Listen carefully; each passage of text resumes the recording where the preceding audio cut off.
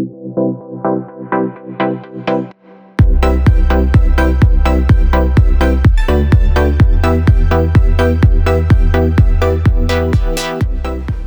con el seminario, el día de hoy nos presenta la doctora Michelle Vences Anaya el tema de incompetencia cervical.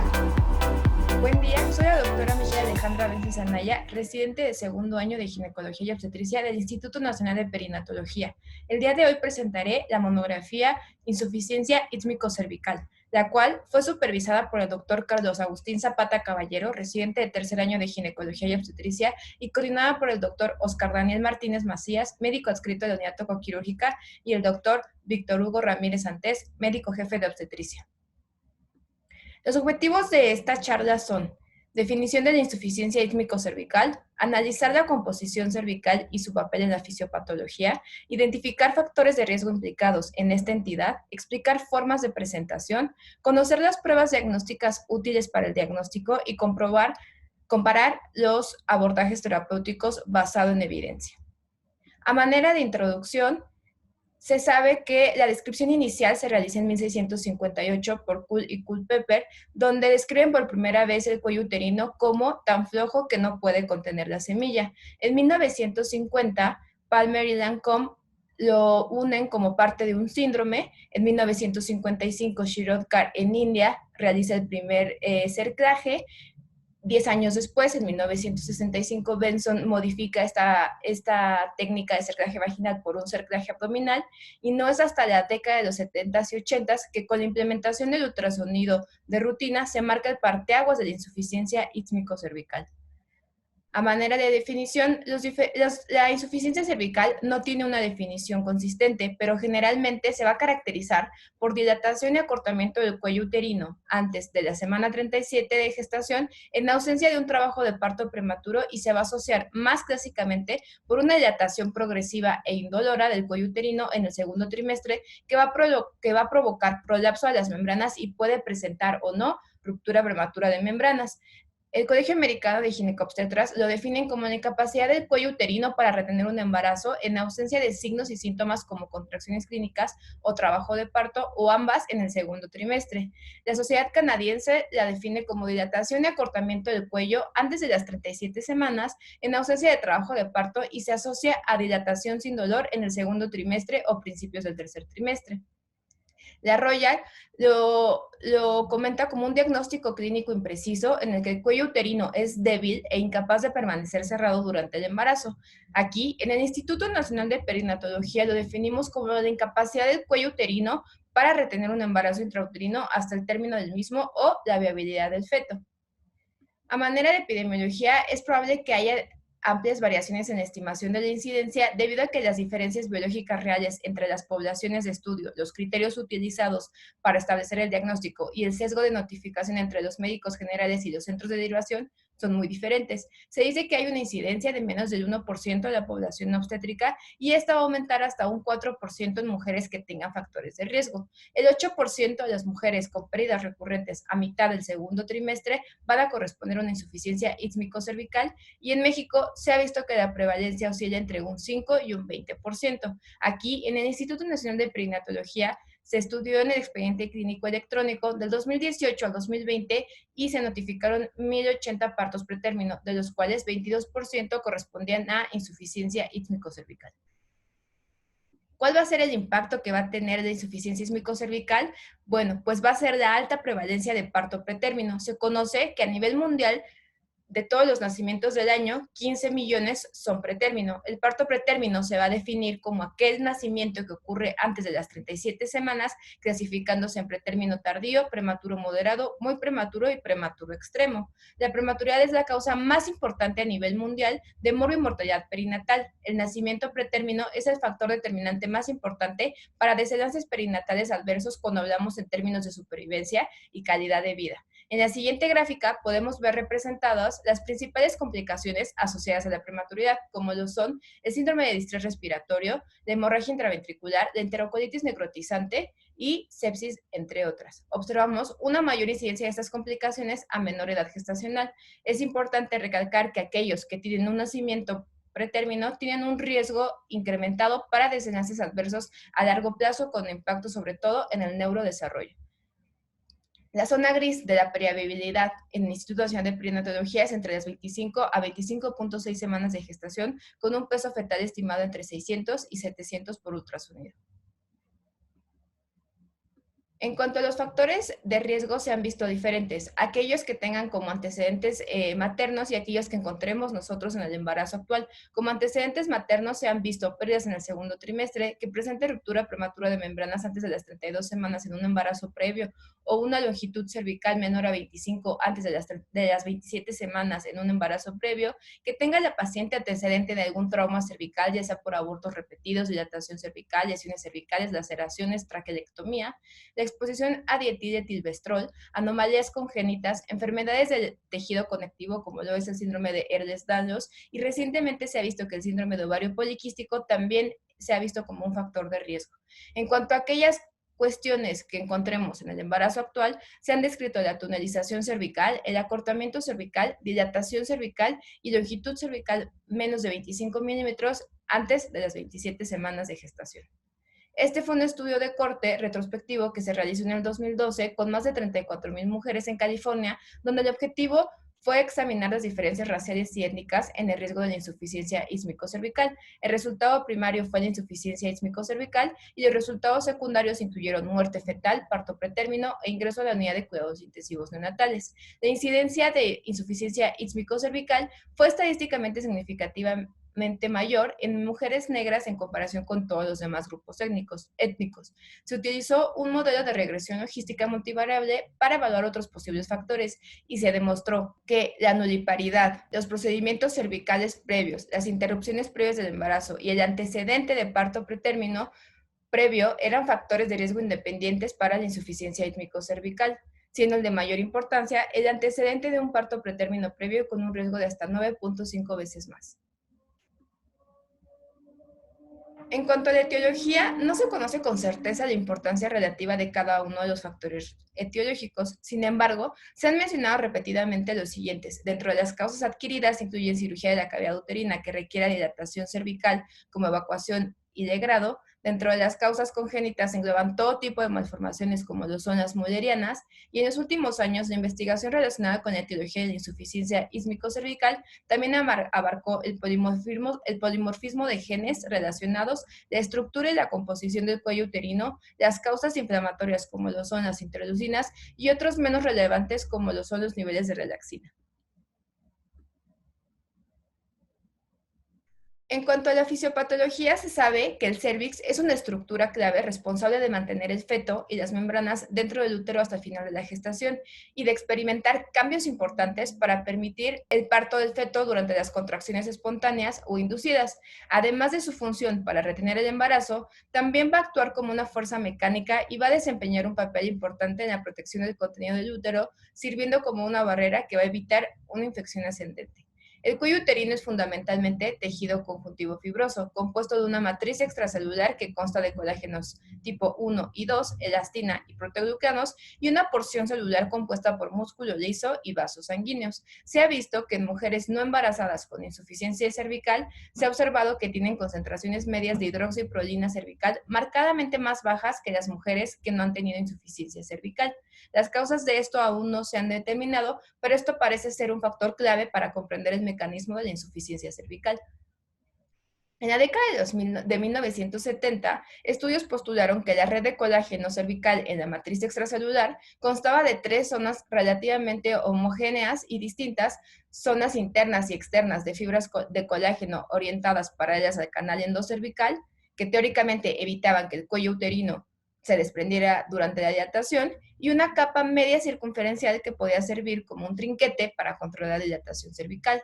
Aunque esta teoría sigue siendo vigente hoy en día, ahora sabemos que la red de colágeno cervical es muy heterogénea, con zonas que van a estar entrelazadas de colágeno, que van a cambiar a lo largo del cuello uterino desde el orificio cervical interno al orificio cervical externo. Además, la fuerza de la red de colágeno y por tanto el tejido va a depender del grado y del tipo de enlaces cruzados de colágeno entre cada microfibrilla de colágeno. Estudios recientes muestran que el orificio cervical interno va a tener una heterogeneidad significativa de enlaces cruzados de colágeno en comparación con el orificio cervical externo. En otras palabras, se dice que el cuello uterino no es homogéneo, sino ni las zonas van a ser tan distintas como se pensaba anteriormente.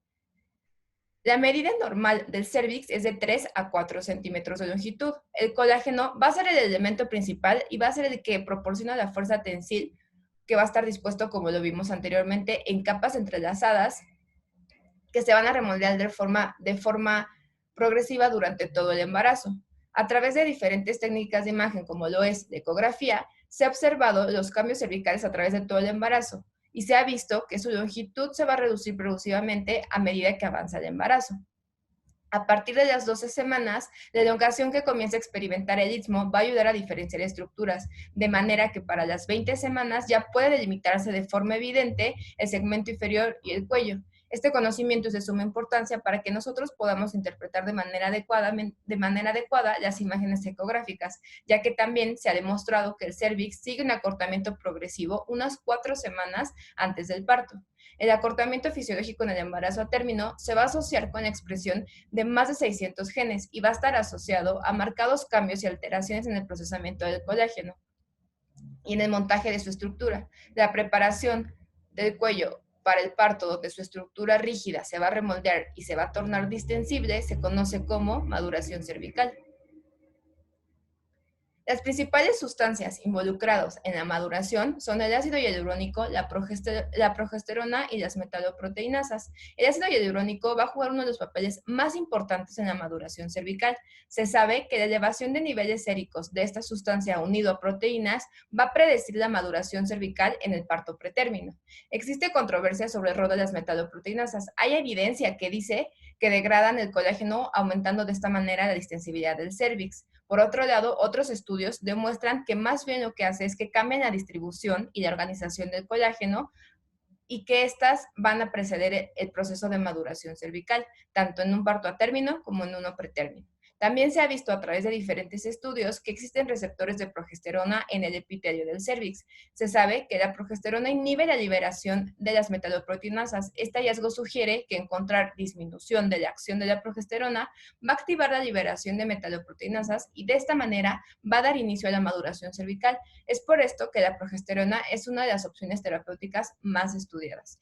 Existen 4 etapas de remodelación cervical a lo largo de todo el embarazo, las cuales son el reblandecimiento, la maduración que va a constar de acortamiento y marcado reblandecimiento, la dilatación activa y la recuperación después de un parto. Aún no existen criterios estandarizados sobre los hallazgos ultrasonográficos de maduración cervical, pero el parámetro más importante en común es el acortamiento cervical. Existen diferencias entre la maduración cervical pretérmino y a término. Estas diferencias pueden servir en un futuro para identificar biomarcadores u objetivos de tratamiento en el caso de acortamiento cervical pretérmino. Las 3 diferencias que se han identificado son: la maduración cervical pretérmino va a requerir de la activación del complemento, el parto pretérmino está mediado por macrófagos que van a estimular la liberación de metaloproteinasas y la maduración cervical a término está relacionado con la disminución de los niveles de progesterona. En conclusión, el proceso de maduración cervical, tanto pretérmino como a término, es un proceso que va a ocurrir a través del mismo mecanismo, pero que puede ser iniciado por diferentes estímulos. Es por esto que no se conoce del todo la fisiopatología de esta entidad, por lo que a su vez dificulta la búsqueda de nuevas alternativas de tratamiento. Este fue un estudio retrospectivo que se llevó a cabo del 2002 al 2004, donde el objetivo fue determinar si existen diferentes patrones de acortamiento cervical en embarazo gemelar y si tales patrones estaban relacionados con el riesgo de parto pretérmino. Fue un estudio retrospectivo que se llevó a cabo del 2012 al 2014, que incluyeron 441 mujeres, que incluyeron más de 2.800 mediciones de longitud cervical. Se realizaron medidas seriadas 2 a 3 semanas a partir de las 14 a las 18 semanas y hasta las 28 a 32 semanas. Y lo que se encontró fue que se identificaron 4 patrones principales de acortamiento cervical. El patrón 1, que era un cuello uterino estable; el patrón 2, que era un acortamiento temprano y rápido; el patrón 3, que era un acortamiento tardío; y el patrón 4, que era un acortamiento temprano con meseta.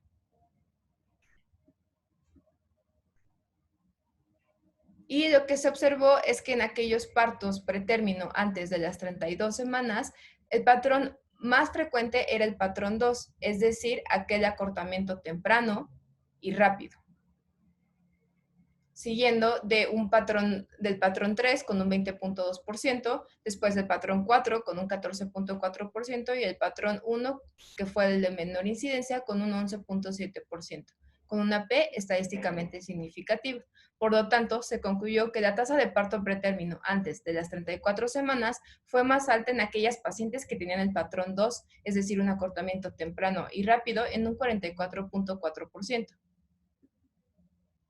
En cuanto al cuadro clínico, a menudo va a ser asintomático. Generalmente no van a presentar ningún síntoma antes de que ocurran los cambios cervicales. Con poca frecuencia, algunas mujeres finalmente diagnosticadas pueden presentar algunos síntomas como lo son la pesantez pélvica, calambres o dolor en la espalda de tipo menstrual y aumento de flujo vaginal durante los días o semanas previos. Pueden presentar sangrado transvaginal escaso y se van a caracterizar por una dilatación cervical indolora, un acortamiento progresivo, ausencia de contracciones y puede o no haber ruptura de membranas. Por lo tanto, se considera que es realmente un reto diagnóstico y terapéutico para el obstetra. En cuanto al diagnóstico, no existe estándar de oro diagnóstico para la insuficiencia cervical. Parte del diagnóstico se va a basar en exclusión de otras causas de parto pretérmino. Se ha visto que el ultrasonido transvaginal se ha utilizado cada vez más como un método demostrablemente válido y reproducible para la evaluación cervical. Se han utilizado diferentes técnicas como pruebas diagnósticas, sin embargo, esto ya se considera historia y se considera anecdótico. Ninguno de estos cumple con los criterios requeridos para hacer una prueba diagnóstica. Aunque diferentes estudios han utilizado diferentes puntos de corte, el umbral de aceptación general es una medición por ultrasonido transvaginal menor a 25 milímetros que se va a correlacionar con el percentil 10 en el segundo trimestre de la gestación. Aquellas pacientes con cuello corto tienen un riesgo significativamente mayor de parto pretérmino. La edad gestacional es un factor importante en la eficacia de la longitud cervical como predictor de parto pretérmino. En el primer trimestre, la longitud cervical no es un factor predictivo de parto pretérmino antes de las 14 semanas, ya que no es fácil distinguir la parte baja del segmento uterino del canal endocervical, por lo que la medición no se considera valorable.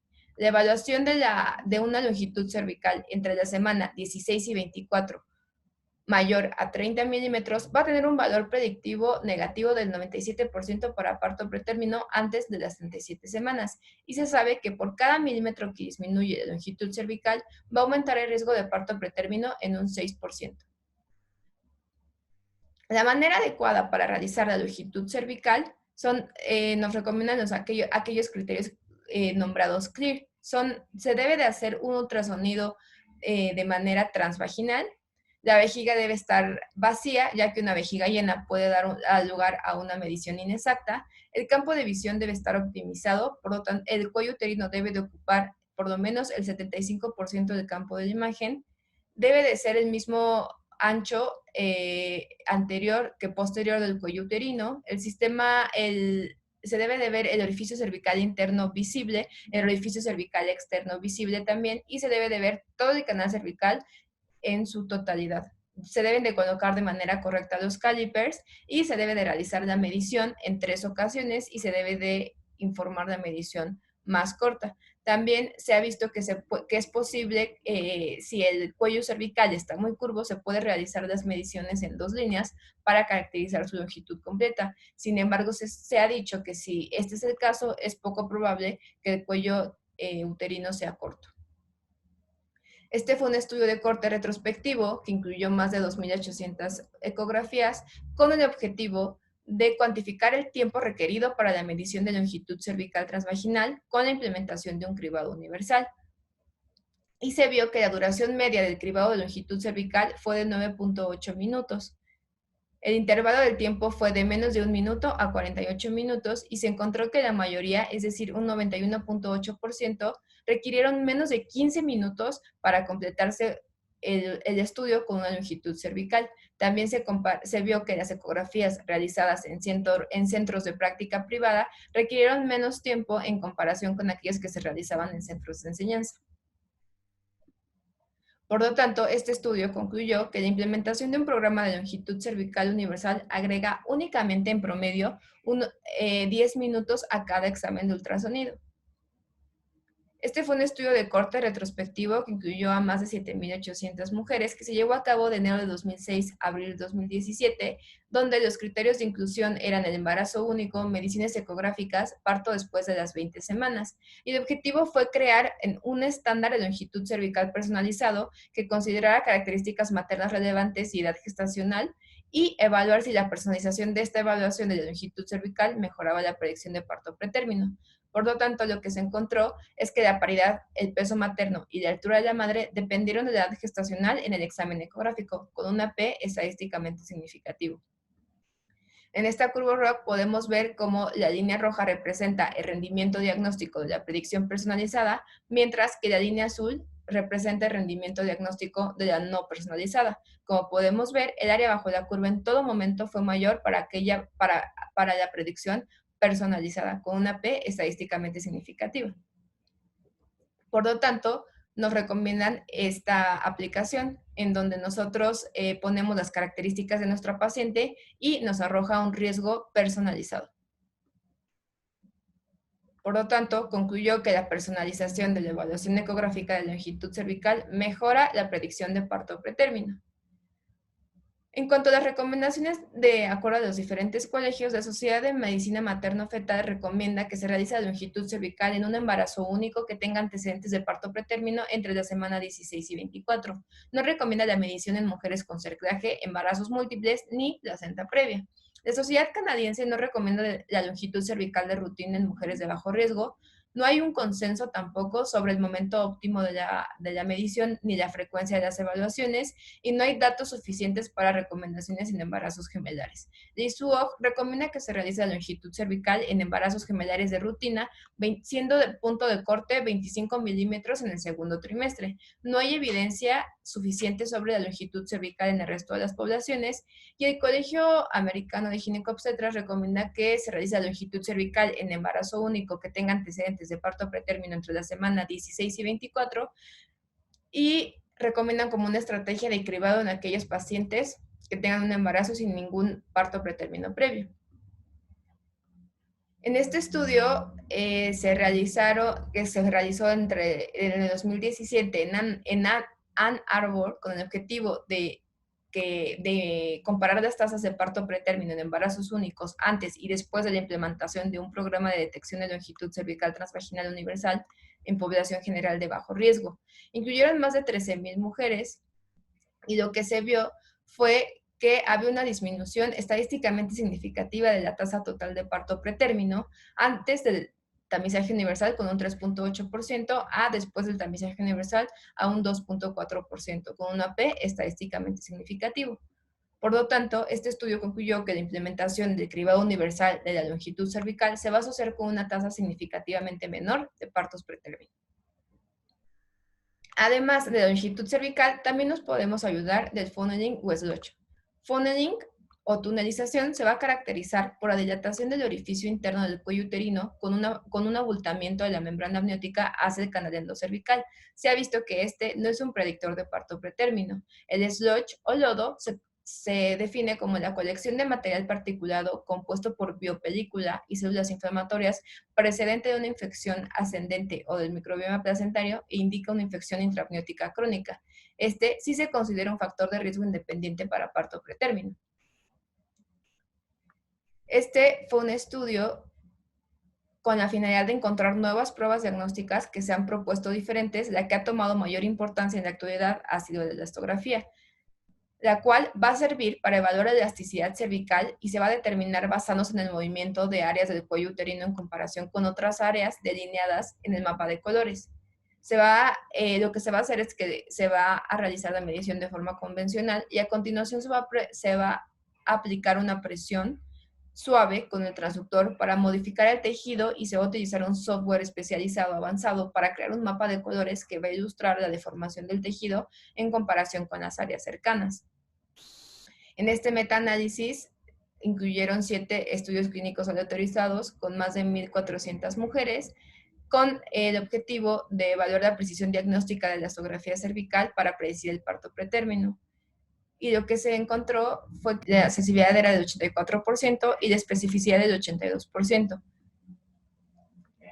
Por lo tanto, se concluyó que la elastografía cervical es un método prometedor y confiable para predecir parto pretérmino. En cuanto al tratamiento, tenemos 3 vías de tratamiento: el manejo expectante, el manejo médico, que puede ser progesterona o pesario cervical, y el manejo quirúrgico, que va a emplear el cerclaje, ya sea indicado por historia, ultrasonografía o por examen físico. En cuanto al manejo expectante, en cada consulta debemos de llevar un control prenatal adecuado a nuestros pacientes y tomar de manera seriada cultivos, y en caso de que nosotros encontremos algún tipo de infección, brindar tratamiento para la paciente. Se debe de realizar ultrasonido transvaginal cada 7 a 14 días a partir de las 16 semanas o al menos 2 semanas antes de la edad gestacional de la primera pérdida. Debemos de recomendar a nuestros pacientes reducir la actividad física, suspender tabaquismo si es el caso, y después de la semana 23 considerar esteroides, aunque esto ha sido muy controversial y debe de individualizarse. En cuanto a la progesterona, es un acetonoesteroide progestacional, como su nombre lo dice. La fuente principal en el embarazo va a ser el cuerpo lúteo y posteriormente la placenta, y lo que va a hacer es que va a inhibir las contracciones del miometrio. En el 2015, la FIGO recomienda su uso para prevenir el parto pretérmino, y se ha visto que se puede dar en 2 presentaciones: la 17-hidroxiprogesterona con una dosis de 250 miligramos intramuscular semanal, y la progesterona vaginal en forma de cápsulas vaginales de 200 miligramos. Se han hecho diferentes estudios grandes, como lo son el Optimum, el Progress, Prolong, donde si bien se ha encontrado beneficio para la prevención de parto pretérmino y los resultados perinatales, estos no han sido estadísticamente significativos. Este fue un metaanálisis publicado este año en The Lancet, donde se incluyeron 31 ensayos con más de 11,000 mujeres que tenían antecedente de parto pretérmino o cervix corto. Se observó que el parto pretérmino antes de las 34 semanas se redujo en las mujeres que recibieron progesterona vaginal en un 22%, con intervalos de confianza estadísticamente significativos. Por otro lado, para la 17-hidroxiprogesterona se observó una disminución del 17%, sin embargo, los intervalos de confianza se encontraron entre 0.68 y 1.01, por lo que se consideró que no era estadísticamente significativo. También se observó que la progesterona vaginal reducía el riesgo de bajo peso al nacer en un 18%, muy bajo peso al nacer en un 30%, ingreso a la unidad de cuidados intensivos en un 22%, síndrome de distrés respiratorio en un 18%, y la necesidad de requerir un apoyo ventilatorio en un 23%. Por lo tanto, se concluyó que la progesterona vaginal redujo el nacimiento antes de las 34 semanas de gestación en embarazos únicos de alto riesgo. Por otro lado, la 17-hidroxiprogesterona mostró una tendencia a la disminución del parto pretérmino. Sin embargo, los resultados no lograron ser estadísticamente significativos. Por lo tanto, debemos de tomar estos resultados con cautela.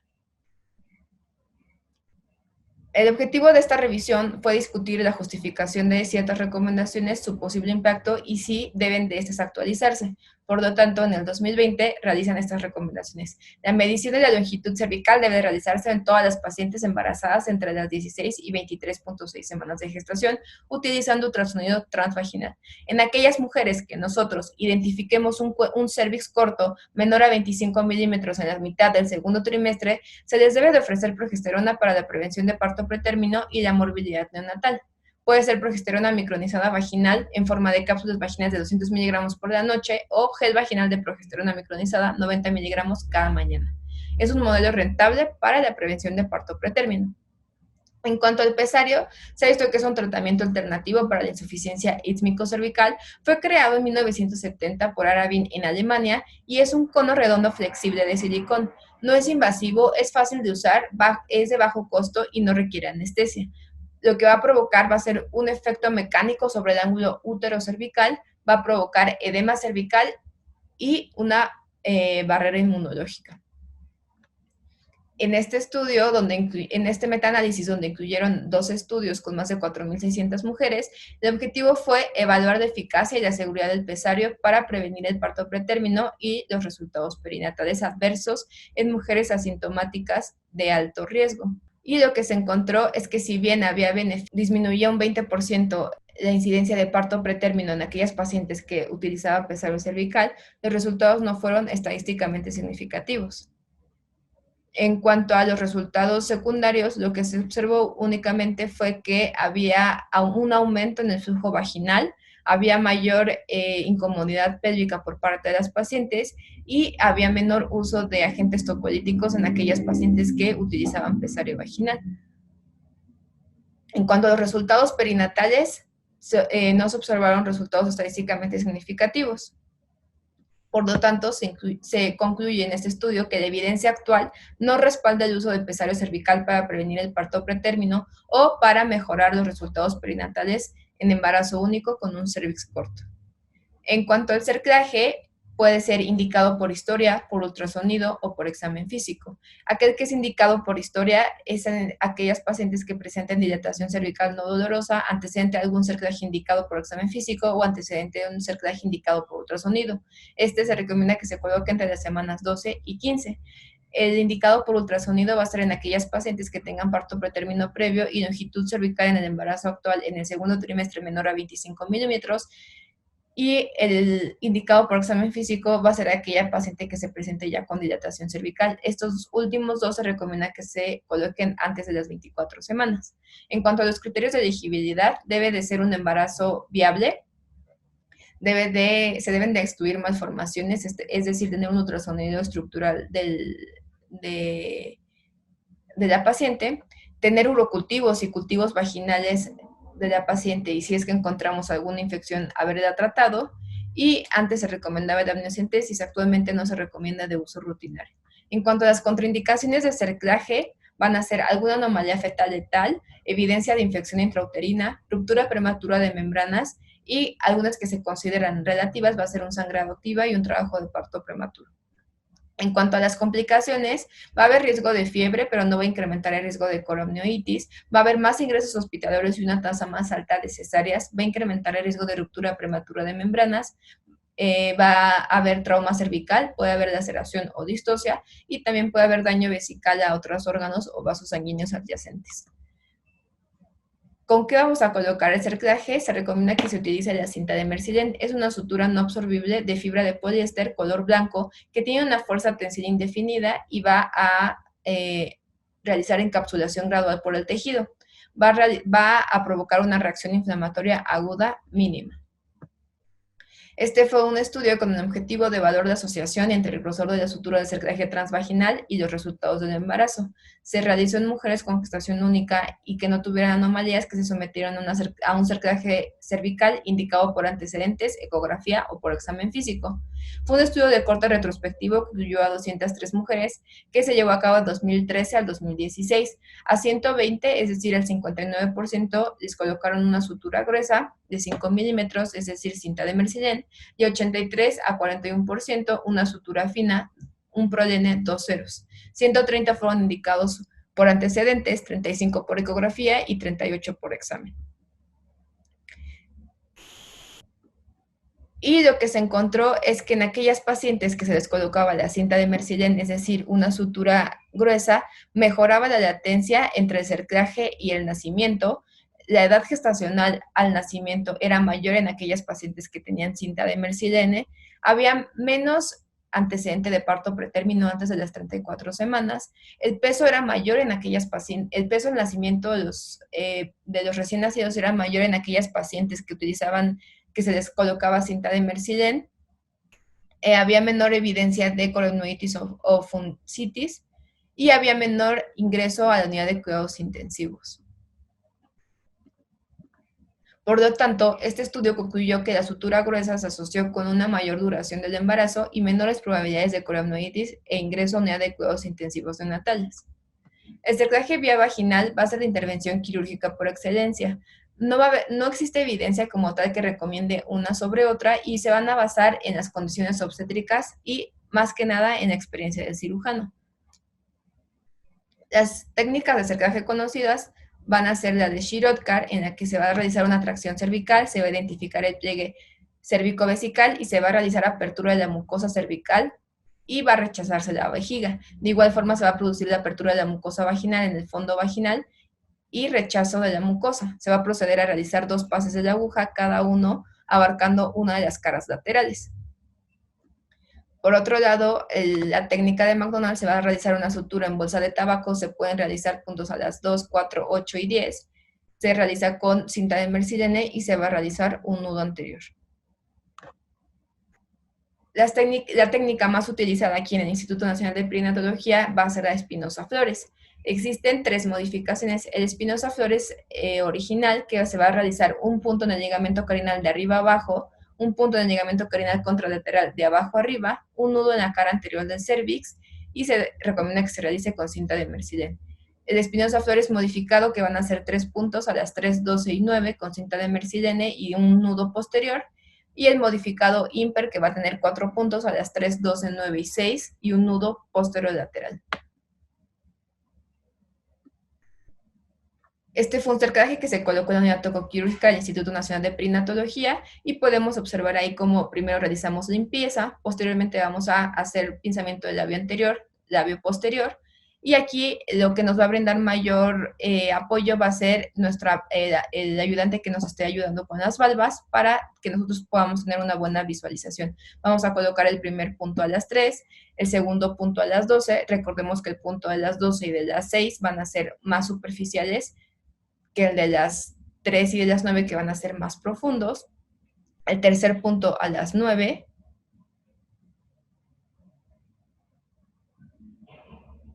Y un último punto que va a ser el más complicado a las 6.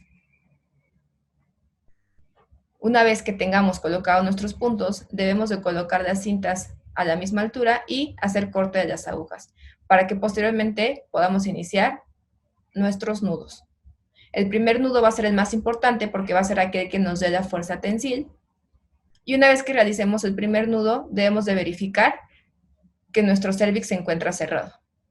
Posteriormente nos podemos ayudar con una pinza para sostener la fuerza y proceder a realizar los siguientes nudos.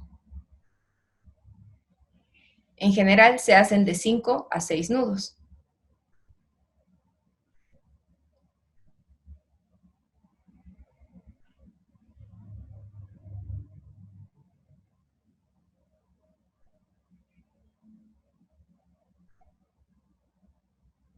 Una vez que procedemos a hacer los nudos, debemos de cortar las tiras. Es importante no dejarlas ni tan cortas ni tan largas, porque al dejarlas largas puede lastimar a la paciente y al dejarlas muy cortas nos puede ocasionar problemas al momento de nosotros retirar el cerclaje. Posteriormente a la colocación de este cerclaje, vía ultrasonográfica, verificamos que se encuentra colocado de manera adecuada. Aquí podemos observar las suturas y el canal endocervical completo, colocado de manera adecuada. Esta fue una revisión de Cochrane realizada en el 2020 con el objetivo de evaluar si la administración de antibiótico o terapia tocolítica en el momento de la colocación del cerclaje cervical prolongan la gestación única en mujeres con alto riesgo de pérdida del embarazo. Los resultados que se vieron fueron morbilidad neonatal grave, pérdida perinatal y parto pretérmino antes de las 34 semanas. Y si bien en todos se vio alguna mejoría, los resultados no fueron estadísticamente significativos. Por lo tanto, este estudio concluyó que actualmente no hay pruebas suficientes para evaluar el efecto de la combinación de un tocolítico y antibióticos con cerclaje cervical en comparación con cerclaje cervical solo. En cuanto al retiro del cerclaje, tenemos que tener diferentes consideraciones. En primer lugar, la edad gestacional, las modificaciones cervicales agregadas sobre las basales al momento de la colocación del cerclaje, si tiene o no actividad uterina, cómo está el registro cardiográfico de nuestra paciente, si presenta datos de infección intraamniótica o si hay datos de luxación del cerclaje. Se retira de forma electiva entre la semana 36 y 38 semanas. No se requiere ningún tipo de anestesia, sin embargo, le podemos ofrecer nosotros a la paciente analgesia y lo retiramos para minimizar el trauma cervical al momento que la paciente inicia el trabajo de parto. En cuanto al cerclaje abdominal, en 1965, Benson y Durfee lo crean. Se recomienda que se realice entre la semana 11 a 14 a nivel del istmo cercano al orificio cervical interno y se puede no removerse entre embarazos. Por lo tanto, se recomienda que la resolución se ve vía abdominal en estas pacientes. Y la indicación de este cerclaje va a ser la falla en la colocación del cerclaje vaginal previo. Este fue un ensayo controlado aleatorizado multicéntrico que incluyó a 111 mujeres con el objetivo de comparar el cerclaje transabdominal o el cerclaje vaginal alto con el cerclaje vaginal bajo en mujeres con antecedente de cerclaje vaginal fallido. A 33 mujeres les colocaron cerclaje vaginal bajo, es decir, McDonald, a 39 cerclaje vaginal alto, es decir, Shirodkar, y a 39 un cerclaje abdominal. El resultado primario fue el parto pretérmino antes de las 32 semanas y se vio que era estadísticamente significativamente menor en aquellas pacientes que tenían encerclaje transabdominal con un 8%, con una P estadísticamente significativa. El número necesario a tratar para prevenir un parto pretérmino antes de las 32 semanas era de 3.9 y el número necesario a tratar para prevenir una pérdida fetal era de 5.3. Por lo tanto, se concluyó que el cerclaje transabdominal es el tratamiento de elección para las mujeres con cerclaje vaginal fallido.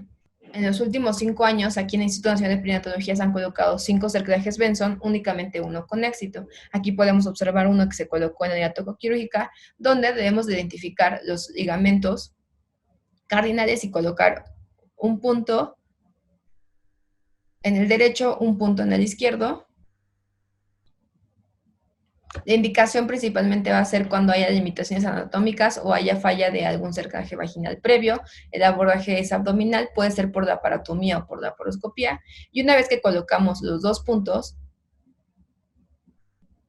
y verificamos que está colocado a adecuada altura, procedemos a cortar las agujas y podemos iniciar nuestros nudos.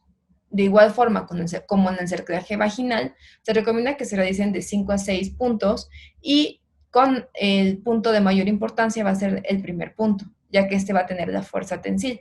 Nos podemos ayudar también de una pinza, verificar que esté bien colocado el cerclaje y una vez que lo verificamos, procedemos a realizar de 5 a 6 nudos.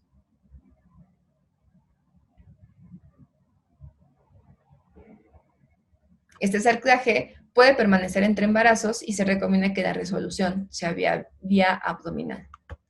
En cuanto al cerclaje de emergencia, es aquel que se coloca cuando existe evidencia de insuficiencia ismicocervical severa por exploración física, caracterizada por dilatación más de 2 centímetros, acortamiento menor a 15 milímetros y donde se puede o no visualizar la protrusión de membranas amnióticas en el orificio cervical externo o cavidad vaginal.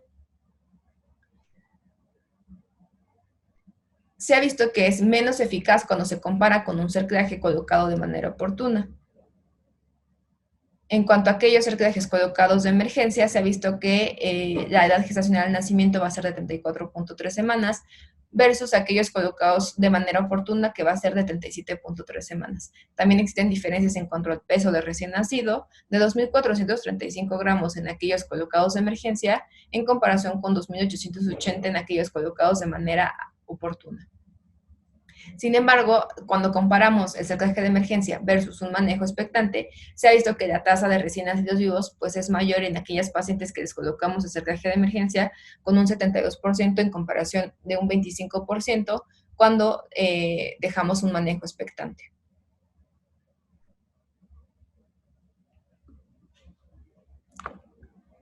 Este fue un estudio, un metaanálisis con el objetivo de comparar la efectividad del cerclaje de emergencia frente al manejo expectante en los resultados maternos y perinatales y evaluar el estado actual de la evidencia. Se llevó a cabo en el 2019 y se estudiaron 12 ensayos clínicos aleatorizados que incluían más de 1,000 mujeres.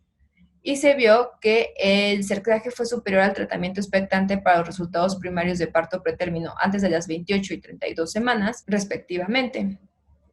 También se observó que había disminución en cuanto a la pérdida fetal, había una mayor prolongación del embarazo en días, la edad gestacional al nacer en semanas era mayor en aquellas pacientes que se les colocaba el cerclaje de emergencia, había menor ingreso a la unidad de cuidados intensivos neonatales y había menor incidencia de muerte neonatal.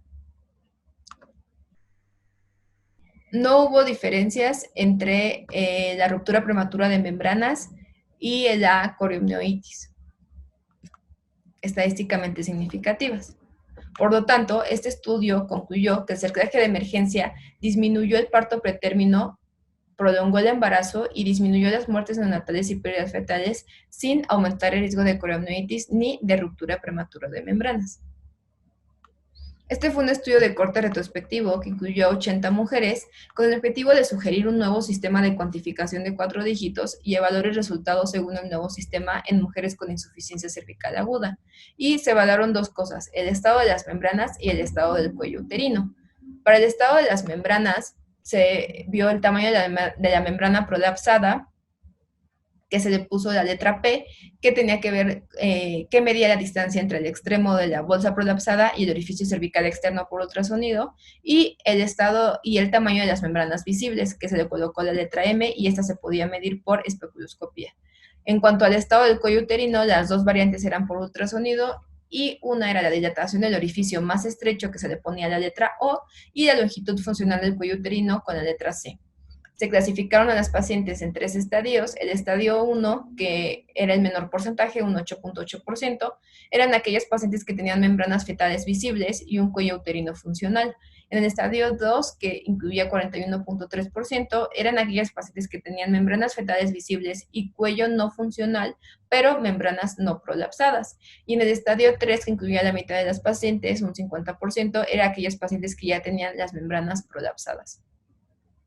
Entonces lo que se realizaba es que se realizaba una medición y nosotros podíamos primero medir la distancia entre el extremo de la bolsa prolapsada y el orificio cervical externo, en este caso que era de 4 centímetros, por lo tanto era P4.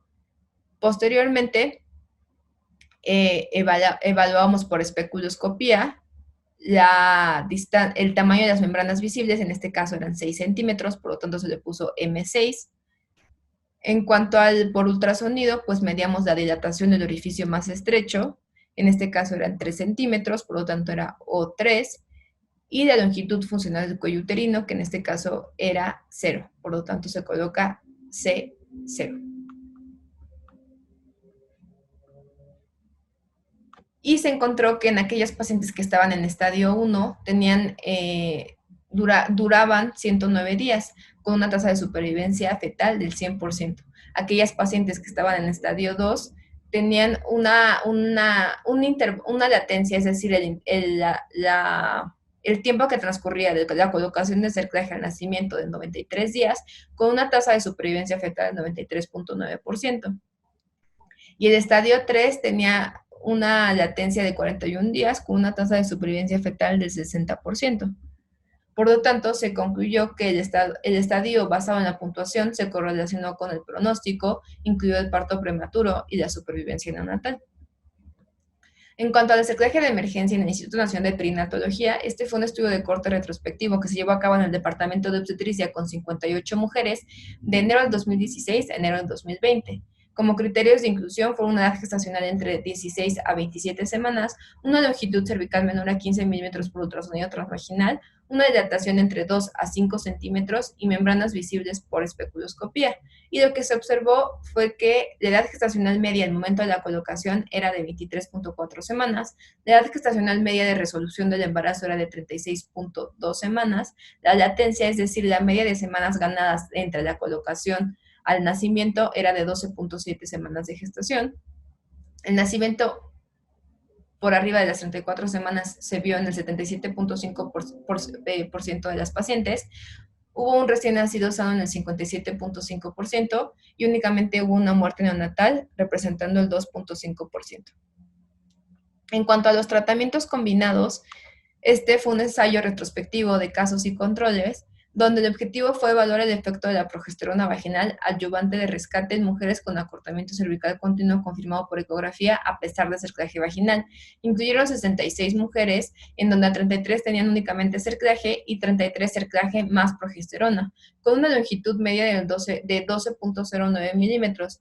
Y se encontró que la administración de progesterona vaginal a mujeres con acortamiento cervical continuo a pesar del cerclaje cervical prolongaba significativamente el embarazo de 32.64 semanas a 36.36 semanas, con una P estadísticamente significativa. También se vio que el uso de progesterona vaginal de rescate también se asoció con un mayor peso al nacimiento, 2.830 gramos en comparación con 2.199 gramos en aquellas pacientes que únicamente se les dejaba el cerclaje. No hubo diferencias en cuanto a las puntuaciones de Apgar, la morbilidad neonatal compuesta o el ingreso a cuidados intensivos neonatales.